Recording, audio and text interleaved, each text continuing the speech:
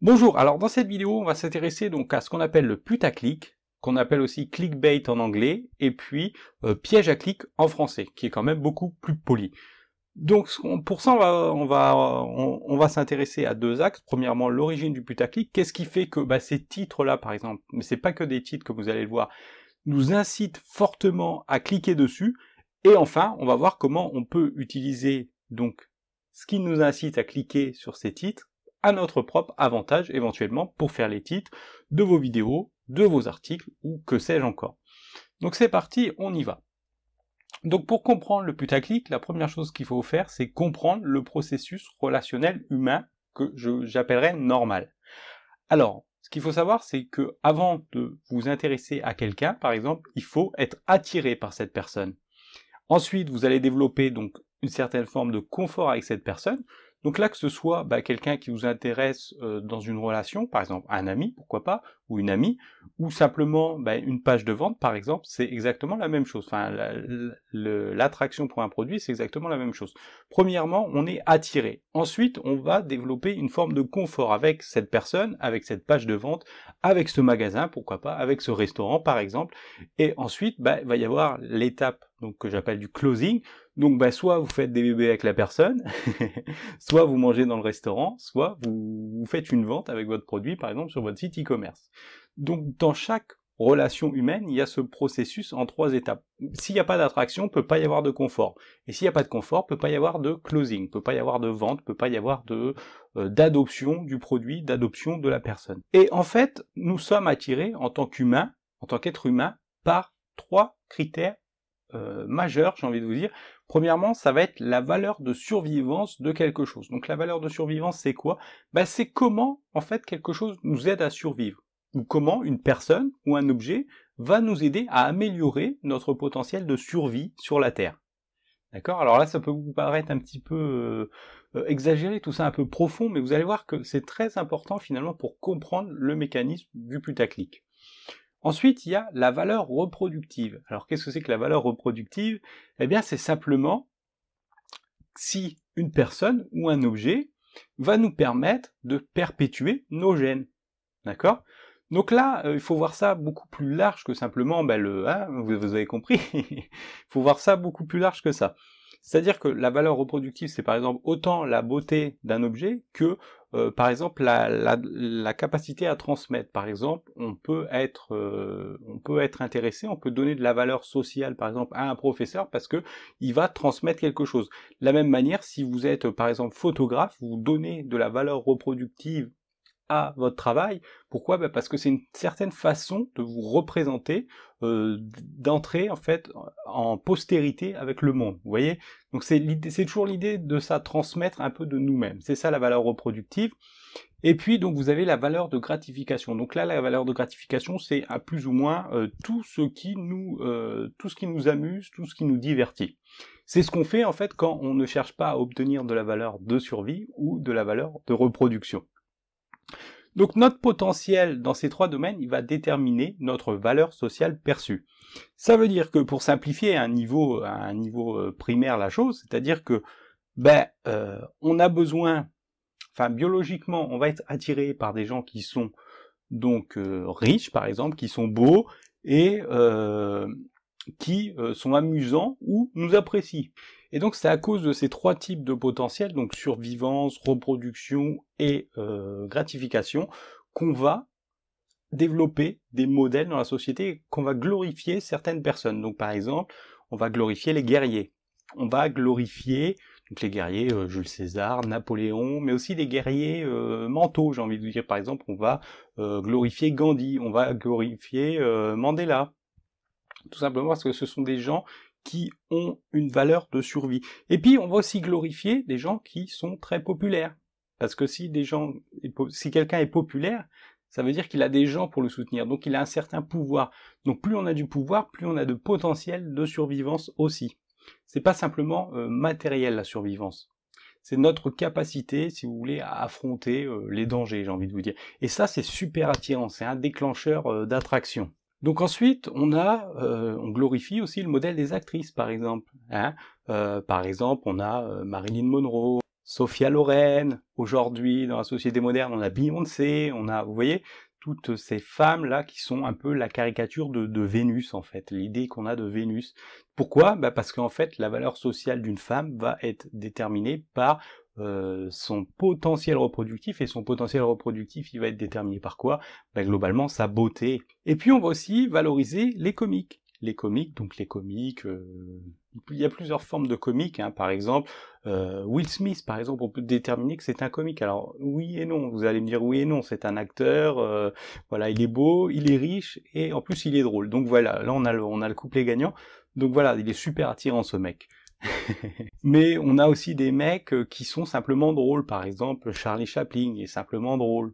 Enfin, il était simplement drôle. Coluche, par exemple, on peut pas dire que ce soit le mec le plus beau du monde, mais ils ont quand même ce potentiel de survivance, par exemple, parce que bah ils vont avoir beaucoup de gens pour les soutenir, et puis en même temps ils vont avoir cette valeur de gratification, c'est-à-dire qu'ils vont nous faire rire. Donc voilà, on va leur donner une certaine valeur sociale. Mais c'est pas simplement ces modèles, ces trois critères n'influencent pas seulement les modèles de société, la valeur qu'on donne aux humains.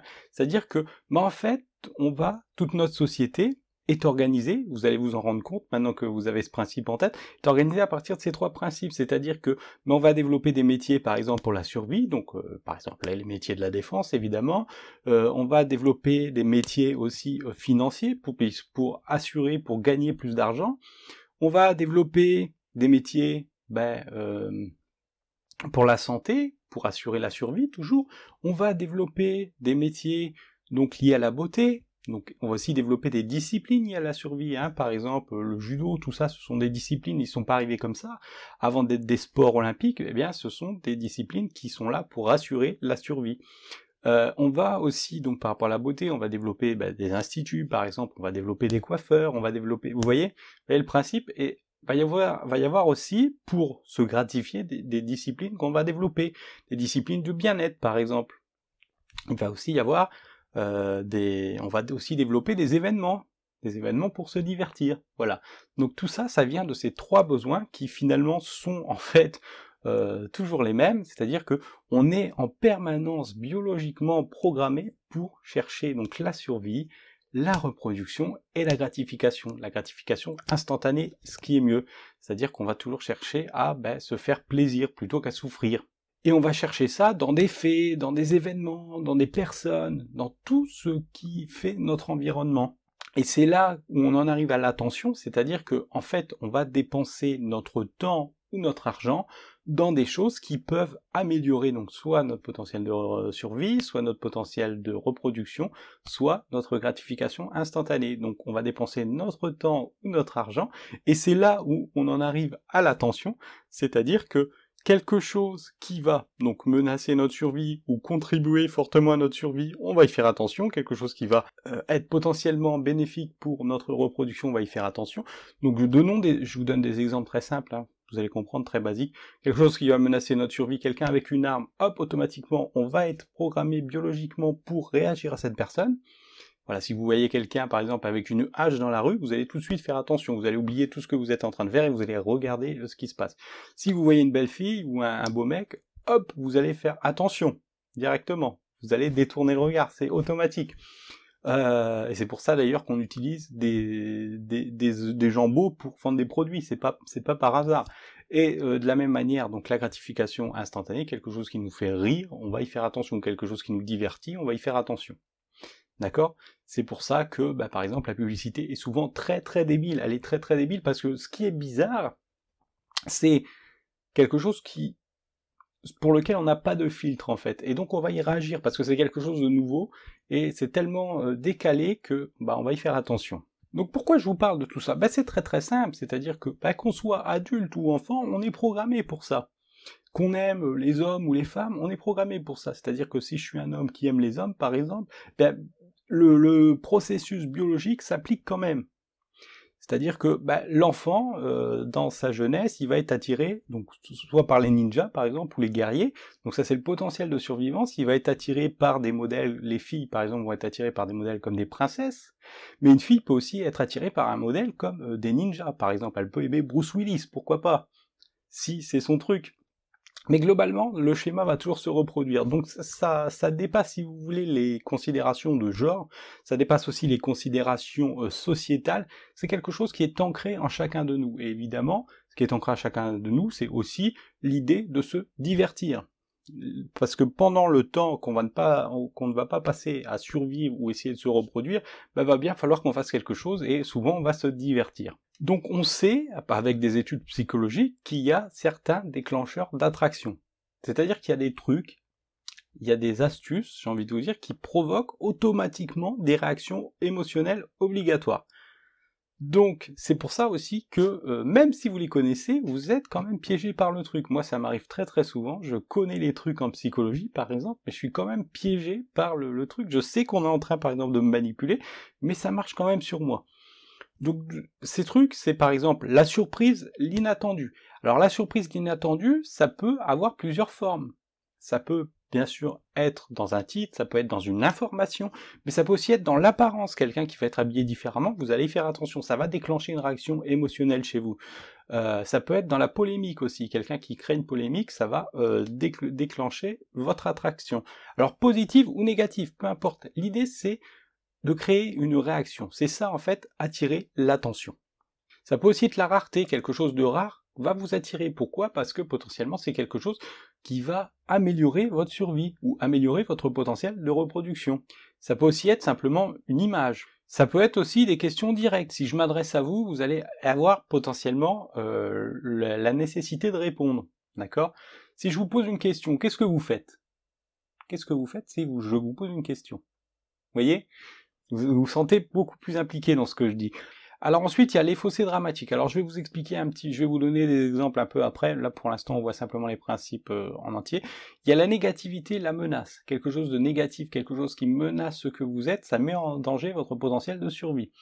Il y a le comment. Le comment, comment j'ai fait pour faire ceci ou faire cela. On va étudier ça en détail dans quelques instants. Il y a les nombres. Il y a l'idée de nommer l'audience ou un groupe. Il y a les cas précis, et bien sûr il y a beaucoup d'autres choses qui ne sont pas ici, mais voilà, c'était simplement pour vous donner quelques exemples. Alors le principe clé à comprendre ici, c'est que l'émotion précède toujours la logique, c'est-à-dire que, en fait, nous sommes des êtres, voilà, on a l'impression d'être raisonnés, mais en fait toutes nos décisions sont en fait émotionnelles. Simplement, on va donner un justificatif à ces émotions. Que ce soit quelque chose de positif ou négatif, on va essayer de donner des justificatifs à nos émotions. Donc on utilise souvent dans notre langage des mots qui vont être porteurs d'une charge émotionnelle, et plus exactement d'un potentiel donc de survivance, de reproduction ou de gratification. Donc un des mots qui fait ça, un des types de mots qui fait ça, c'est par exemple les adjectifs. Et plus la concurrence va devenir rude, plus on va aller vers cet aspect émotionnel. C'est pour ça que dans les titres, vous avez par exemple le truc le plus fou que j'ai fait dans ma vie. Ce produit est fantastique. D'accord? Ce sont en fait des adjectifs. Donc parmi les adjectifs, vous avez fabuleux, séduisant, puissant, absurde, dérangeant, lourd, bluffant, sérieux, délicieux, succès, utile. Tout ça, ce sont des choses donc, qui se rapportent donc à la survie, la reproduction ou la gratification instantanée. Donc vous avez aussi le mot choquant, alarmant, terrible, dramatique. Donc celui-là n'est pas écrit, mais il me vient comme ça. Fascinant, brillant. Parce que en fait, ce sont ici donc soit des gros problèmes, soit des gros avantages qui peuvent vous aider dans votre quête de valeur sociale. Parce que c'est ça l'idée. L'idée, c'est on cherche sans arrêt à augmenter notre valeur sociale parce que nous sommes une espèce sociale. Et dans cette espèce sociale, il y a une forme de compétition à celui qui aura le plus gros potentiel de survie ou le plus grand potentiel de reproduction. Et c'est ça qui va déterminer si on va être choisi ou non par les autres. L'enjeu, il est là. Donc quand on va voir, par exemple, des articles avec des pièges à clics, donc ici, on a par exemple un article de Hightech qui dit une théorie étonnante et intéressante. Donc ça, c'est pas extraordinaire. Par contre, en bas, il dit la reine des neiges, le grand méchant, n'est pas celui que vous croyez. Donc là, ça met un doute. Alors moi, je vais vous dire, si vous avez vu la reine des neiges, mais qu'une information vous a échappé, ça met potentiellement en péril votre réputation. Votre réputation de quelqu'un qui a vu ce film. Alors vous allez me dire, mais non, mais non, mais non. On va y revenir. Ensuite, ça peut être fait de manière beaucoup plus, comment dire, exagérée. Par exemple, ici, ce titre, « En cavale depuis 3 mois, un braqueur arrêté en faisant les soldes ». Là, on va être typiquement dans l'idée des fossés dramatiques, en fait. C'est-à-dire qu'il nous manque une information. Comment ce mec est assez con pour se faire arrêter en faisant les soldes? D'accord? C'est ça le manque d'information. Et pourquoi on regarde ce truc? On regarde ce truc donc soit pour nous divertir, soit pour nous dire voilà, je vais pas faire la même connerie que lui si jamais un jour je suis je suis en cavale. Alors bien sûr, c'est complètement hypothétique. On sait que bah, voilà, l'article va être pipé. Même si c'est d'un journal très sérieux comme Le Point par exemple, on sait que ça va être pipé. Mais on regarde quand même parce que voilà, notre curiosité quand même nous pousse à regarder. Alors ensuite, les youtubeurs font la même chose, par exemple. Comment je bois un médicament radioactif? On imagine bien qu'il n'a pas bu un médicament radioactif. Je cuisine avec un fer à repasser. Donc là, on est dans des choses un petit peu bizarres, des choses, la surprise, l'inattendu en fait. Et c'est ça qui va attirer notre clic, parce que voilà, comme c'est rare, comme c'est quelque chose qu'on n'a pas souvent l'habitude de voir, on va quand même aller regarder, ne serait-ce par curiosité. Et donc une fois qu'on aura développé cette attraction, ben, l'article va essayer de développer un certain confort et éventuellement la personne va aimer l'article, éventuellement la personne va le partager si elle fait du closing et elle va potentiellement acheter le produit si si vous êtes un site e-commerce par exemple. Donc voilà, n'hésitez pas à faire des titres voilà, un peu racoleurs comme ça. L'idée c'est d'attirer le clic. Ensuite, on fait le confort et ensuite on peut vendre quelque chose. Alors bien sûr, on peut faire ça d'une manière moins grossière. Par exemple, France Culture fait ça très très bien. France Culture, par exemple, a fait un article sur Facebook.